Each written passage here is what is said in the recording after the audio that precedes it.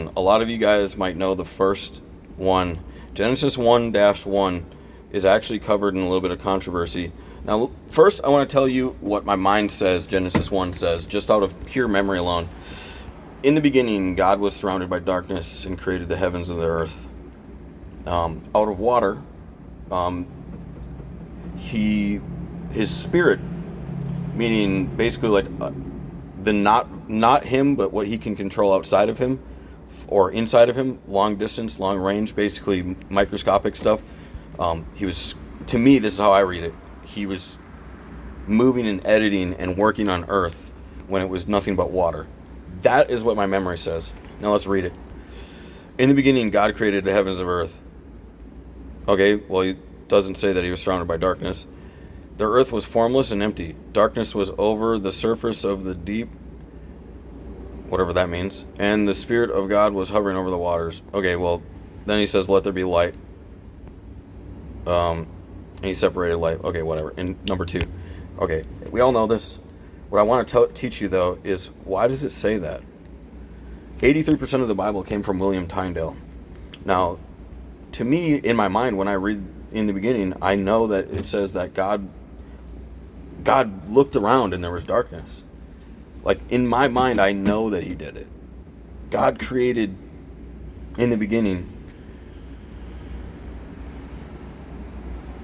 and the heavens was and the earth. The earth and darkness and void, formless of the deep, the face was over. Hovering of God, and the Spirit of the waters, the face over God, and said, light.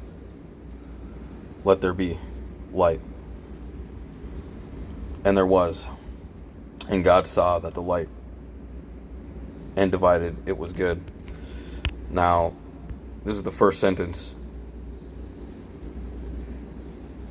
William Tyndale wrote, in the beginning God created heaven and earth was void and empty, and darkness was upon the deep, and the Spirit of God moved upon the water. Pretty accurate, but again, it doesn't kind of signify the darkness and void, formless of the deep in the King James Bible, right? Darkness and void, formless of the deep. This is all things that you have to do in science as well. Right here, separating light from darkness is basically the things that you can see are going to be, the things that are real to you, right? Now, to me and you and the layman, the things that we see aren't ours.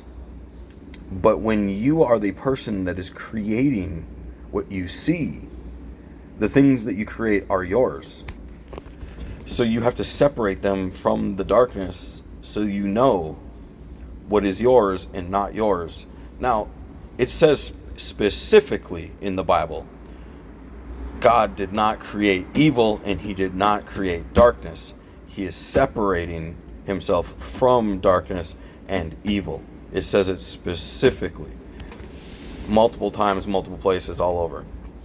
Evil and darkness are not God. I'm not going to curse anything but an evil or darkness-based God. God is a parent and light and righteous and true. And you should believe in that. You should understand that there is no time in which God will be apparently evil. He will not appear to be evil. He will not appear to be darkness. He will not appear to be hiding. He will not try to cast disappear spells. He will not try and cast encryption spells. He will teach you. He will guide you. He has separated himself from these things. Now you might not understand God. You might not be able to understand him and decrypt him and see him. That's kind of what being, in a way, sort of canonized or clergyized, being invited to the clergy. The clergy are known members of the Holy Spirit that are part of Christianity. It's a very, very old term. It's the highest group, the most esteemed group of enlightened holy men of Christianity. And if you're part of the clergy, you will be able to see and know God with ease. Now, you can say all day long, oh, I know God, I can see God, I can talk to God whenever I want. Whenever I talk, God always talks back. Well, that could be your dad. That could be your grandpa. That could be any spirit in the universe can just do that. Okay, I've seen so many God doppelgangers in my life that I couldn't even count them. And, you know, I bet you they're going to listen to this right now even. Some of them, and, you know, you might even be one. All I'm going to say is, you know, you didn't start Earth with water. You didn't, you know, threaten Babylon with you know, not having fruits in their fields. You didn't recruit Persia. You didn't, you know, give us Jesus. You didn't do all of these things that the Bible says that God did. And, you know, at the end of the day, like, you might not believe that God is who the Christianity Bible says he is, right? He's not defined by these things. And if you do, you change, you delete, you alter your feelings become fuzzy. You move your feelings, you move your core, you move your mind, you move your soul away from who God truly is. And you move to like an empty, more idolatry, like you're guilty of being an idolatry. The reason why you don't worship an idol in front of you is because any demon in the universe can possess your imaginary version of that idol, and now you're doing its bidding. It's super, super, super important in this world to make sure that you have God coded correctly in order to canonize him correctly. Now listen to me. I'm over here, I'm Matthew, I'm Archangel Matthew. I'm probably one of the newest archangels, you know, on earth. And you know, that's here's the thing. I've renounced so many false gods that you have no idea. There are more people that want to pretend to be God in this universe than probably you'll ever meet people of. You'll never even see as many people. There's so many people in the universe, souls, we're talking souls, so many souls that want to pretend to be God and to pretend to be Jesus. Okay, and this just in the beginning, just right here in the beginning, God is trying to tell you that the universe always existed. The universe did. Existence always existed. He's telling you that right here on the first sentence. The universe was always here. What God made wasn't always here. The number one tip that I have for people is a thing called infinity interverse. Okay, it should make sense right then and there. There are infinite interverses to decrypt the universe. You might not say God has one, but God has one more than anybody. You know what I mean? Like, if God doesn't have one, you don't have one. All right? In his image. The end. All right, listen to me. It's not just infinite inner verses. There's infinite outer verses. And there's like everything in between. There's this place called like tacit plexing or like infinite plexings where it's like these non-local positions like they're defining the universe. They're taking pictures of the universe. They're taking pictures. They're creating your reality. There's infinite of these like sub-verses all over the place. If you put your mind in that and watch time this way, you will get a better experience of what's truly happening in the universe, which is the hardest thing to do because you have to literally be able to feel the universe and see it through your gut. Not only that, you have to see it through your eyes, you have to see it through your mind, your neck, your shoulders. Everywhere you squeeze, everywhere you don't squeeze, you have to see the universe differently from every single cell. Every single one of them. And then you start to be able to finally become a believer in God. Because for the first time ever, you're looking at the universe. You're connected with it. You're truly here instead of there. And you know where there was. There was looking at the eyes, looking at the 2D, 3D, illusion that you're looking through your eyes. That's the one universe. And it's not an illusion. I'm not trying to bring you there. This is real life. What you've seen with your eyes is real life too. And it's not just real life. It might be one of the most root universes you'll ever see in your life. You might be the closest to the real universe that you'll ever be in your entire life at birth. You're lucky to be alive. And the reason why it's the closest is because God isn't going to sit there and mutate you. He just generated you. Even if he didn't just generate you and you're a naturally born being, it doesn't matter. Like he's not going to attack you endlessly until you bend to his whim. He's going to let you grow and figure you out slowly. He's going to let you develop on who you're going to become. And then when you're in trouble, he might help you. If you're worthy.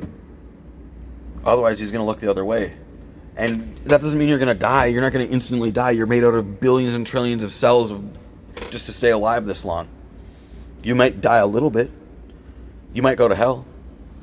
You might not just go to hell. You might go to eternal conversion like Matthew 25:46. You might either be converted or you might get kicked out of God endlessly, forever.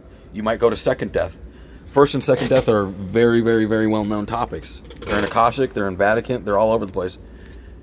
If you're evil for a long period of time, up to like 200 years is your maximum. If you don't convert, if you convert at year 199, he's probably kicking you out anyway. All right. You're probably screwed that anyway. If you're trying to play this game like, how long can I be evil? You're probably going to get exiled from God, and he's not going to do your life support for you anymore. You're going to decohere. You're going to explode. You're not going to have God's grace holding you in. You're going to constantly explode, and one day you could possibly die. Somebody could pick you up right before death, be your Lord, reset your memories, slave you, bring you into anything, and man, you might already be there right now. You could already be that. And it's never too late. It's never too many lives deep until you got brought back to earth to reformat yourself. Just like the old days when we used to own slaves, they could buy their freedom. They could work overtime. They could negotiate with their master. You can do that. You can go, hey God, I know I fucked up. What do I got to do to come back? What do I got to do? What's the deal? What kind of deal can you cut me? How long do I have to work to pay off what I did? And the damages that I did, how can I fix them? What can I do to fix those damages? How much do I owe? Where do I have to think? What is the number? And if I'm really that bad in, don't give up. If you're really that big of a deal in, like you inherited, your family's source and you crashed it into God for sin, and you're trillions in debt or more even because the chaos particles, and God figured it all out and goes, boy, you went into my son, and we ain't looking at trillions, we're looking at decades of armies working to fix what you did to get back on track to be where we want to be in that vector here. Boy, you're going to be paying for a really long time. Don't give up. Don't give up, because death, eternal death, is seriously the option. That's what you're thinking about. You're thinking about people that are that powerful. You lost the war on the sun. I know you did. I know. Don't give up at that level, because you're literally not that far gone. That's just a little tiny ball in the atmosphere. You can pull that off, no problem. You can pay that off, no problem. Who cares if they're the enemy? Who cares? That enemy could be the best ally. Bam! Now everything in his brain is feeling good about you because you pressed all those payment buttons. You pressed all those work buttons. You pressed all those heal buttons. You pressed all those make better buttons over and over and over and over. You showed up. You pressed up. You realized you're the next Apostle Paul. Apostle Paul killed thousands of Christians and then became a saint. You the next saint. You the next him. You on the life. You on the mission. But you not only you're gonna have dark army on your side, you're gonna have light army on your side. That's what's up right there. It's not too late to press that button.